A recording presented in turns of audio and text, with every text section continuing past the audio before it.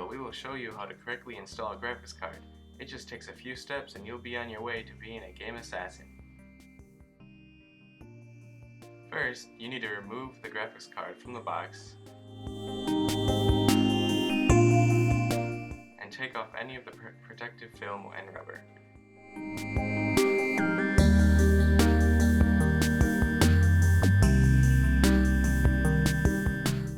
Then, you will need to remove the guards on the back of the case that align with the ports on your graphics card. Next, plug in the graphics card in the appropriate slot.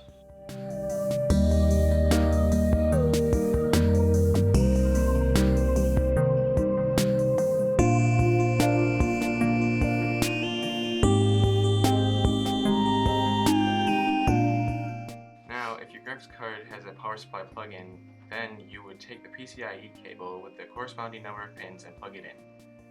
If you have followed the steps correctly, then you have successfully installed your graphics card. Now get out there, game assassins!